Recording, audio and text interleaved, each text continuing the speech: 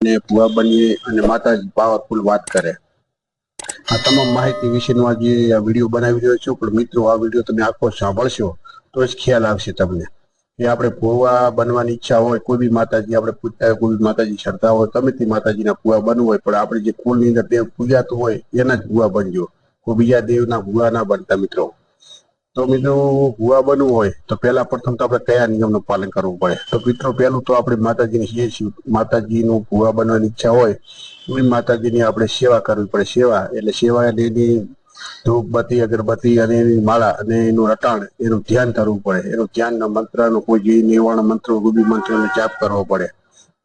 તો મિત્રો નિયમ કયો પાળવાનો? નિયમ એટલે પહેલા પ્રથમ તો એ કે આપણે કોઈ બી બે દીકરીઓ હવે કોઈ નજર ખરાબ રીતે, કોઈ ખરાબ દ્રષ્ટિએ અને ખરાબ નજરે કોઈ દિવસ જોવો નહીં।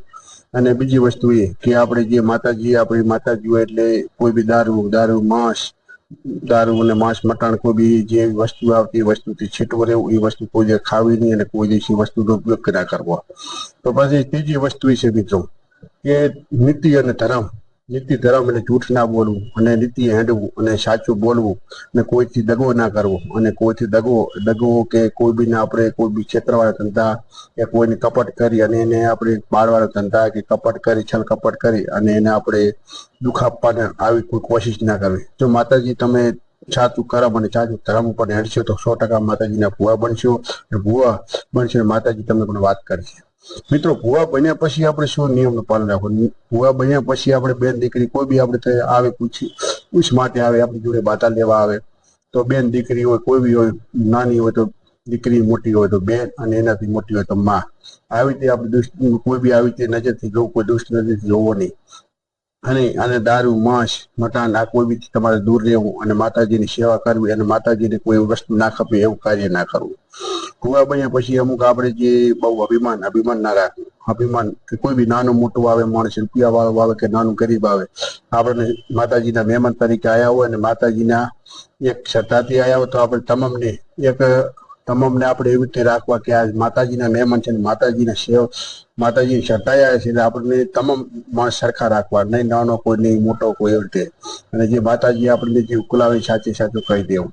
અને આગેવાન દેવ હોય, આગેવાન દેવ તો મોટા આગેવાન દેવનું નામ રાખવું, બીજા દેવનું નામ ના લેવું। હા, માતાજી ઝોપડી તો હોય જ, કોઈ બી આગેવાન દેવ હોય ને ભેગી ઝોપડી હોય, ઝોપડીને આપણે વ્યવહાર આપશું, આગેવાન દેવને વ્યવહાર આપશું તો માતા તમારું પાવરફુલ કામ કરશે ને કોઈ બી પ્રશ્ન પૂછે ને પ્રશ્ન 100% સાચો આપશે અને જે બનવાનું છે પણ માતાજી 100% સાચું કહેશે। આવા નિયમ અમુક પાળવા જરૂરી છે। કોઈ આપણે દાખલ તરીકે કોઈને દગો ના આપવો, કોઈને જૂઠ, કોઈને છેતરવાની અને ભુવા બન્યા પછી કોઈ ભાઈ કોઈને લૂંટી લેવા અને પૈસા પડાવી લેવા એવી કોઈ ભાવના ના રાખવી। એવી ભાવના રાખશો તો 2 મહિના, 3 મહિના, 4 મહિના તમારે ચાલશે, પણ પછી તમારે માતાજી પર તમને પાકતી આપી, માતાજી ખસી જાય છે અને તમારી પડતી આવશે। પૈસા લેવા અને ખોટા ટાળા ટપકા કરી અને લોકોને છેતરવા અને ટાળા ટપકા કરી અને કોઈને ખોટા ધૂપના લાલચ આલી કે તું પાટલાનું આવે એવું કરીને કોઈ છેતરવા ધંધા કરશે તો માતાજી તમારી જોડે નહીં રહે। થોડા દિવસ રહેશે પણ પછી તમારો અંતે તો હંમેશા માટે છે નાશ જ હશે। કેમ કે મિત્રો આપણે માતાજી આપણને કોઈકના દુઃખ દૂર કરવા માટે અને ગરીબોનું દુઃખ દૂર કરવા માટે કાંઠે ચડે તો એનો આપણે ઉપયોગ કરી લેવો। આપણે કોઈ છેતરવા માટે અને કોઈ લૂંટવા માટે માતાજી કાંઠે નહીં ચડતી। આપણે મંદિરે કોઈ સેવા, મંદિરે કોઈ આવતું હોય દર્શન કરવા, કોઈ રવિવાર તમે તિથિ બદલો, રવિવાર તમે જે માતાજી આવતા હોય, માતાજીને પૂછવા માટે આપણે બેઠક રાખતા હોય તો એ દિવસે આપણે માતાજીનું નામથી પ્રસાદ અને મહિમા અને માતાજીનું અને જમણવાર રાખવું એટલે તો તમારું કોણ હશે તો માતાજી 100% તમારા આગળ તમારું કામ કરશે અને તમારું માતાજી આગળ તમારી કોણની વચ્ચે અને કરમ વચ્ચે તો માતાજી તે જ વચ્ચે પણ। મિત્રો પહેલી વાત તો એ કે ભુવા બનો એટલે પેલો મેં તમને નિયમ કીધો, નિયમનું પાલન કરજો જરૂર। અને માતાજીને તમે કોઈ બી આગેવાન દેવને જયારે પટલી ભરો, આગેવાન દેવ શિકોતર માતા હોય તો શિકોતર હવા છે ચોખા થતા હોય તો એના ભેગી ઝાંપડી હોય, કોઈ બી દેવ હોય આગેવાન એના ભેગી ઝાંપડી માતા હોય 100% હોય। અને ઝાંપડી દેવને તમે એક 84 ખાતો હોય તો એક આગેવાન દેવ અને એક ઝાંપડી દેવ, આ બેને તમે રાખશો તો દુનિયાની અંદર ભુવાપણી કરવી હોય તો ઝાંપડી માતાની જરૂર પડે। એટલે આગેવાન દેવ હોય એનું નામ રાખવું અને ઝાંપડી માતાને આપણે જે વ્યવહાર થતો હોય એ વ્યવહાર 12 મહિને આપી દેવો। આપણે માતાજીને પટલી ભરતા હોય પેલા આગેવાન દેવને જમાડવાનું, પછી આપણી ઝાંપડી માતા હોય ઝાંપડી માતાને જમાડવાની।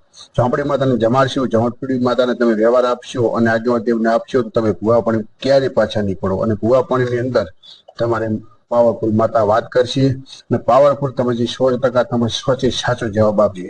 કોઈ બી ભુવાજી કહી દેતા હોય એમની જોડે ચોપડી માતા હોય છે. ચોપડી માતા કોઈ બી દેવ હોય એની જોડે ચોપડી માતા હોય, ચોપડી માતા તમે એક 12 મહિને એના વ્યવહાર આપતા હશો ને તો તમે કોઈ દિવસ તમે પાછા નહીં પડો, કોઈ દિવસ તમે એના ભુવાપણીમાં પાછા નહીં પડો.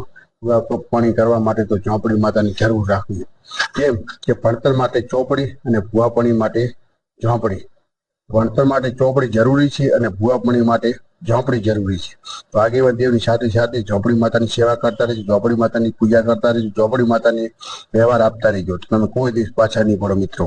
તો મિત્રો કાળી ચૌદશ આવી કાળી દીક્ષિતથી તમને મંત્રો નવા મંત્રો આપી દઉં છું અને અમારી યુટ્યુબ ચેનલ શિવગુરુ સાધનાને તમે જોતા રહેજો, લાઈક કરતા રહેજો, શેર કરતા રહેજો, સબસ્ક્રાઇબ કરતા રહેજો મિત્રો. જય માતાજી, જય ચામુંડમાં, જય શિકોતરમાં, જય મેળીમાં, જય જહુમાં.